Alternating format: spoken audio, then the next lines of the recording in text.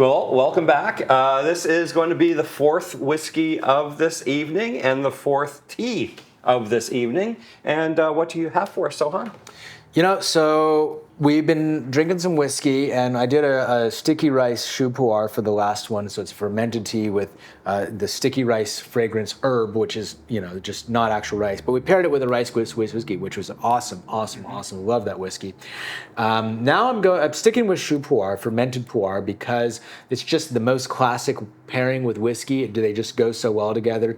The age, the oak, the leather, the smokiness, and all those things really come through. And this is a brick that Li Shuin, Li Shuin made all these guys. He sent me this as a sample.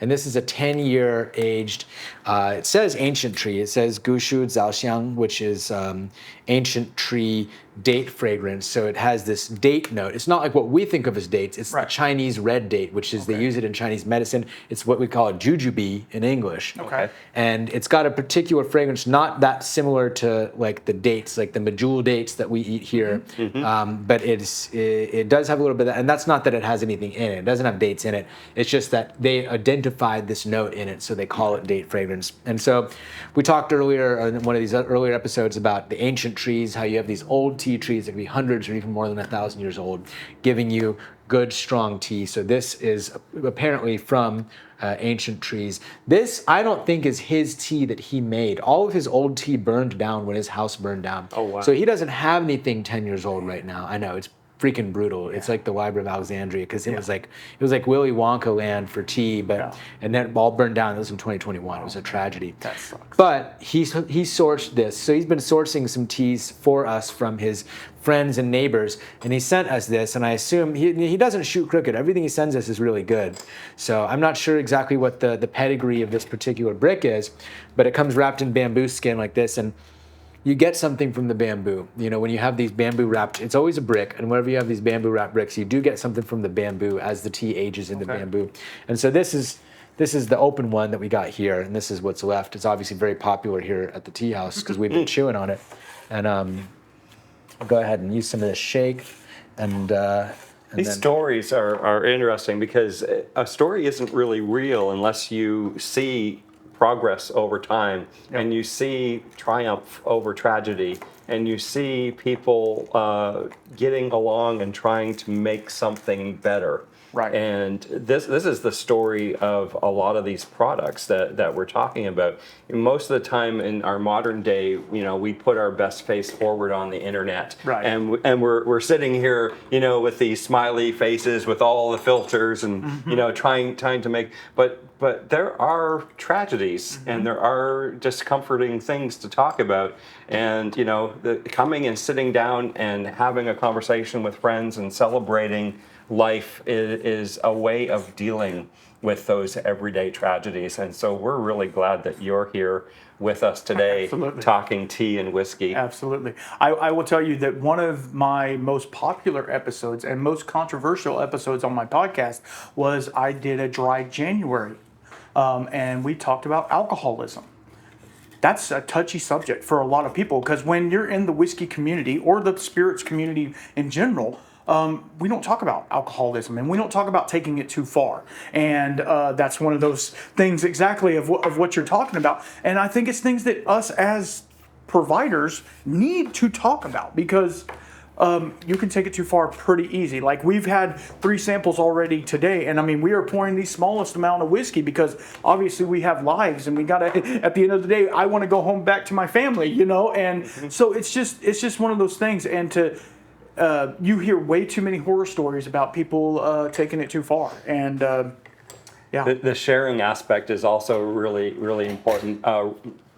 Randall ended up posting online something about, I'm looking into Canadian whiskey. Absolutely. And does anybody have a book or any resource material about Canadian whiskeys? We talked earlier about our friend Teresa Smith. She had just been visiting and left me a second sample package of Macaloni's distilleries. It had about 5 different whiskeys, 200 mils each, in a sample pack. And she brought this all the way from Canada. It's a small distillery on the west coast of Canada. And so I had already gone through with the entire staff at the Crowded Barrel, a tasting through each one at a time. And so I had the second one, and with Randall asking about Canadian whiskey, I had 2 Canadian whiskeys from each coast. I had 2 whiskeys from Nova Scotia, and we ended up giving the remaining to Randall to talk about. I appreciate that. And then I also had a book on Canadian whiskey that was in my possession, and I shared that as well. So this is part and parcel to this whiskey community, being able to bring and share amongst each other. Absolutely. And I will tell you that the whiskeys that were shared were amazing. Like, everybody thinks of Canadian whiskey as Crown Royal or, Canadian Club or something like that. These were some high quality whiskeys. We're talking, especially that Glen Britton, the dark Glen. Man, I'm a peat head, obviously, but like to me, it was so light and fruity, and I thought about bringing it tonight. Actually, at one point, there was actually a fight on both of those distilleries. Yes. The first one, the Glen Bretton in Cape Breton, Nova Scotia, when they started off, it was the start of Ralphie's YouTube channel, because he didn't think it was fair that Scotland was trying to monetize the word Glen. And it was from Cape Breton. There's a maple leaf on the front. They are not trying to imitate. They're not fake Scotch. And become fake Scotch and fool people or trick them into thinking they're drinking Scotch. What does Glen mean in the context? Glen means a valley. Cairn, like a cairn, Glen Cairn. Cairn can mean 2 things. It could be a pile of rocks, or it could be a small stone enclosure where you can bury a child. So it could be a place where you rest your children that have passed away prematurely. So a cairn is a couple of different things. A glen is the valley in between 2 mountains, or in a river valley, for example. Interesting. Yeah. And you said it was one of those distilleries you mentioned was Maccalone? The other one was Maccalone, and they ended up falling afoul of the same regulation, because their name Maccalone sounded too Scottish, and then wait, what? That sounded too Scottish. It sounded like Scottish. Yeah. Wait, what? It sounded too. What if they're Scottish? So is that their actual name? Yes, that's their actual name. Yes. And they had something called Caledonia, which is the Roman name for Scotland, is Caledonia. So they also objected. It's not the English name for Scotland. Yeah. Wow. Yeah. Yo, These were the Scotland needs to chill out. Yeah, that's like a David Chang going after chili crisp. Have you heard about this? It's a whole thing. But so I just wanted to understand. So Maccalone's is it's a craft distiller. Yeah, on the west coast of Canada. It's not available. Craft Maccalone's. Yeah, and they're both malts. So again, are they trying to emulate Scotch? No, they're trying not to emulate Scotch. They're trying to do their own thing in their own place, in their own way. And we should be celebrating that. Even inside of Scotland, when we were talking to Stephen at Compass Box, there are certain whiskeys they're just not allowed to disclose on the back of their label, because the distilleries are being protective of their product. So we're for open disclosure. We're for the storytelling. We want to know as much as possible, and we want to be advocates. We want to help these brands grow, because if we're fans, we want you to become fans. Absolutely. And speaking of Scotch, oh, wait, that's not Scotch. No. Cease and desist. Yeah, exactly. So this is an American single malt. It's not Scotch. This is actually Colkegan. They're out of Santa Fe, New Mexico. Which you're thinking, New Mexico's not a whiskey place, right? They're doing some amazing stuff. Colin Kegan, who is the owner, he created Santa Fe Spirits, and they've done all sorts of things. They started doing apple brandy, and then he fell in love, or he has loved single malt or Scotch whiskey for his entire life, and he said, "Hey, I want to make that here in America," and so that's what he did. So. Tell you. I'll let you tell about that. And they were tying the Apple story back in. Yeah, it was interesting. It was interesting listening to Colin Kegan himself talking about taking over an apple orchard and having so many apples that he decided that he's going to make apple cider.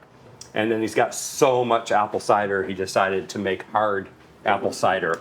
And then he's got so much hard apple cider. This is to make brandy. Yeah, so it's time to make brandy. This is whiskey, and these spirits is all about very successful farmers. When you are a farmer with surplus, how do you reduce and store and consolidate your product? Right. So reduce by distillation, storing it in wooden barrels. All of these things happened organically over time. And we found as a culture that we enjoyed these spirits that were rested and aged over time. Now, when you end up in certain areas and things that are local to you that you're working with, and this can be everything right down to the type of wood that's growing around you and the type of barrels that you're able to source. And this is a prime example of that. And then we're also going to, it's a bottle and bond as well. Absolutely. Yeah. So this one is actually a special bottling. This was a distillery only release. Sorry, guys, and I think it has now sold out. So you're not going to get any. I should have brought you a sample bottle. I'm sorry. So it is at 100 proof. It was aged 5.5 years, which for a craft distillery is a long time to sit on a barrel. Like, they're not like the Kentucky guys who have a lineage and they got 50-year-old barrels in the back. These guys are working in very, very small quantities, and every year they keep that in there. It's like that's revenue they could use. Time is money. Time is money. Exactly. So this one to me is showcases what Santa Fe Spirits is all about. Colkegan is all about, because it is everything you want, and there's not that many bottled and bond single malts out there. I know that Andalusia does it, and there's probably a couple others, but this one, and they do use mesquite. They mesquite smoke some of their barley when they put it in there, so it does have a little bit of a smoke note. It's unlike peat. Similar, but unlike peat, so it does have a little bit of smoky flavor, and that I feel like it will pair very well with the tea. Personally. And this is an advantage that we have in the U.S. We're not in Scotland. The regulations on what is what, so we're able to experiment with those different woods. Yeah, we're able to use new oak or used oak, and we're able to come up with these different things. The mesquite that you were talking about, Del Bach, is doing mesquite as well.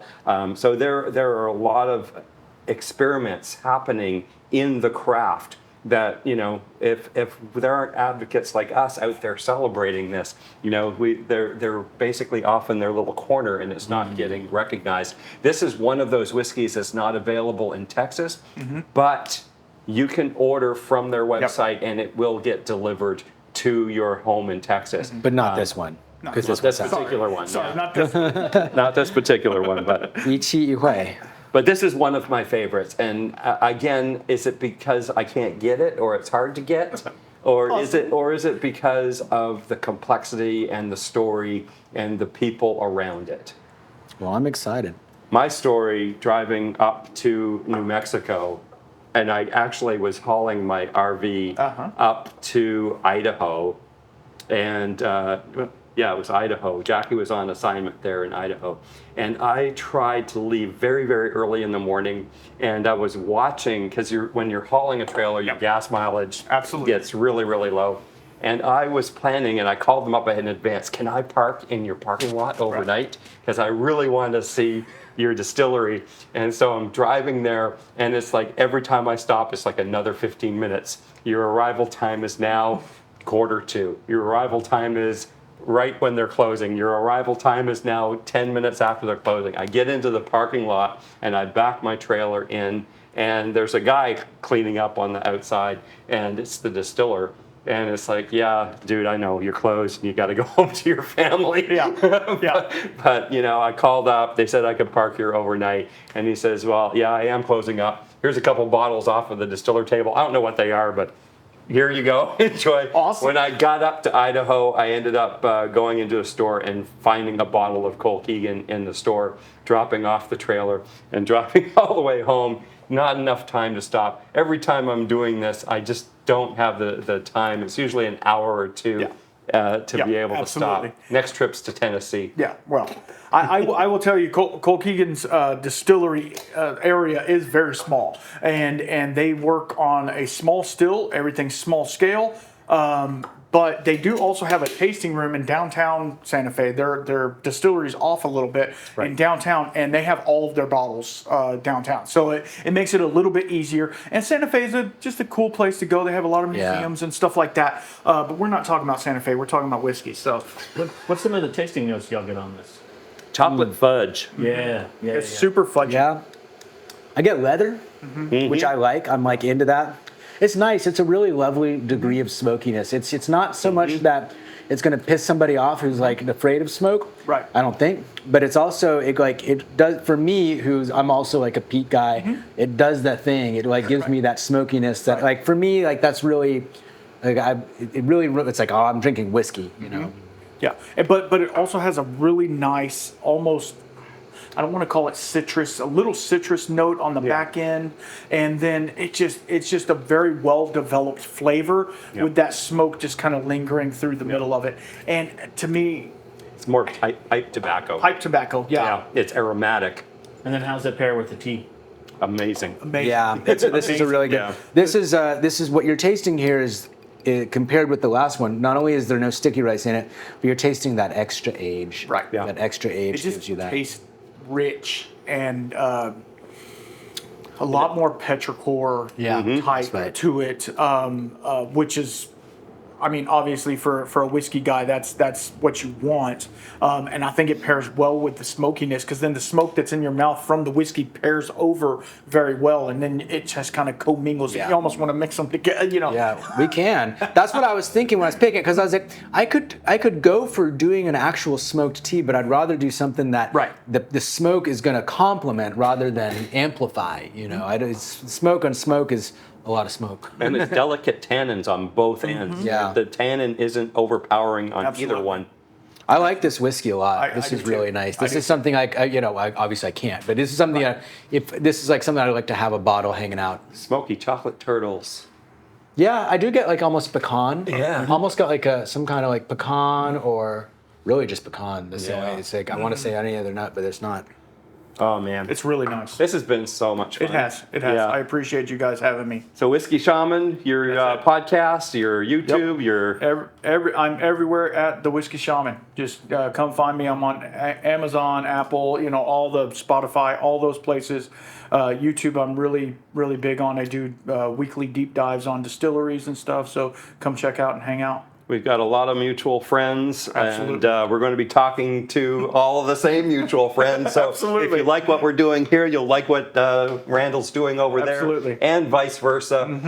Sohan is at the tea house, and he's here on the regular making beautiful teas, and he's got a great crew, a great staff. They do a fantastic job. So if Sohan's not here, you're not going to miss out on anything. So please drop by.